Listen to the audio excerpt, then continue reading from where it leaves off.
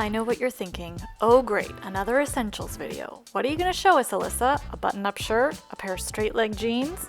No, my friends. We know that wardrobe essentials look different for everyone.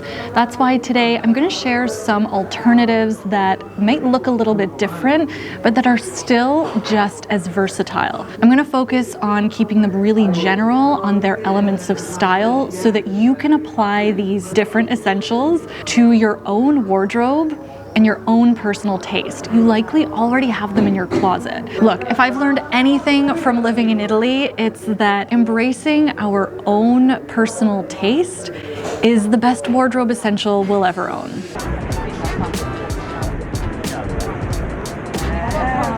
Okay, for the record, these don't have to be light pants. These could be any bottoms that are a lighter color. What I want us to do is get away from constantly reaching for our blue jeans. One of the biggest struggles of spring and shoulder seasons is the fluctuating temperatures, cold in the morning and in the evening, and then super hot in the middle of the day. The easiest way to handle this is a lighter pant, but in a heavier fabric. So choosing something like a canvas or a denim, but in a lighter color, even a heavier silk is great. I like styling lighter separates in a monochrome look, which is the same color head to toe. So remember, this doesn't have to be cream or ecru or white for you. It could be a paler shade of a color that you really like. The reason why I like doing this is because every accessory that I add, even if it's simple, feels so much more impactful, like the contrast of the black sunnies, the focal point created by the black belt, and the interest created by a sporty running shoe with a look that feels more elegant. Spring is still a season where the coat that we wear is a huge part of our outfit and the first thing that people see. And while I love a good trench coat, I also believe in having a coat that is completely different in silhouette and texture, so that way I can play with proportions and have interest. A shorter jacket with some pockets or interesting button details is a great option to have. I like this boxy cropped one because it allows me to balance out the wider leg proportions that I'm wearing a lot this season. I also like that it's got some structure to it, so it still feels a little bit like a trench coat, still feels really polished, even if I'm wearing it with a looser denim and a sneaker. For you, this could look completely different. Maybe the element you want to focus on is the texture, so you get something in like a cool rain slicker texture or maybe even a suede. Hello! Prego, no. Chi è? Antonio, vieni, ciao. Vieni, Carlo. Ciao, Canada. The Italians are masters at choosing good outerwear, so my suggestion would be to find an alternative that either adds drama and tension to your spring looks or one that adds harmony and balance. If you still struggle with things like understanding balancing and drama with proportions, texture, color, then grab a ticket to my next live Shop Your Closet workshop. We go through all of it. Tickets are linked below. I'm shocked to see so many Italians still wearing their dark fall boots. I'm a huge fan because it allows us to extend our wardrobes without shopping. Seems like the total opposite of a spring essential, and that's why I love it and I'm including it. The visual weight of the boot adds instant drama and instant edge. Pairing these boots with a sheer tight not only balances it visually, but it also just makes sense for the cooler temperatures in spring. These boots add a great focal point to any of the rest of your spring wardrobe, like lighter pieces, kind of like we saw in the first look, dresses, and skirts.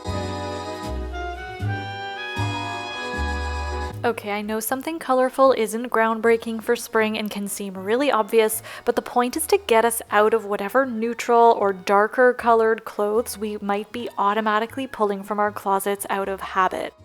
Color tends to scare people, but it doesn't have to. These slingbacks are a deep khaki green, which might not seem like an obvious choice with the yellow blouse and blue jeans. But that's what adds interest and also makes a look feel authentic and lived in.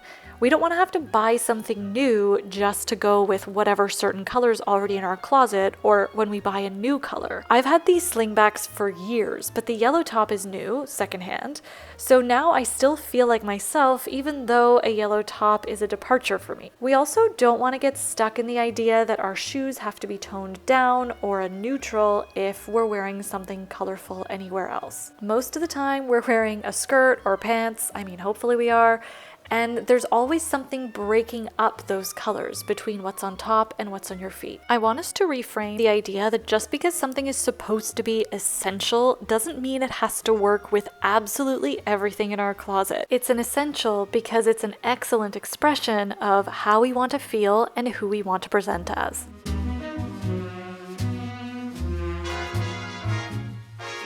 No matter what time of year or what decade I've been in Italy, the common style through line is cool, fun sneakers.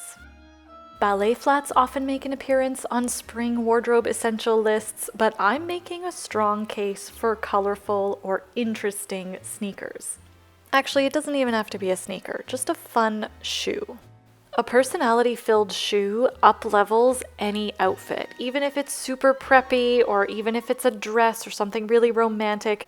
It's the easiest way to change up the style of a look with just one swap. If you want an outfit to feel more dramatic and bold and interesting, then your separates on top should also be colorful and interesting so that the shoe kind of blends in cohesively. Alternatively, if you want to make the shoe the focal point and that piece of unexpected intrigue, then pair it with your classics, your go-tos, and easy staples like I did here.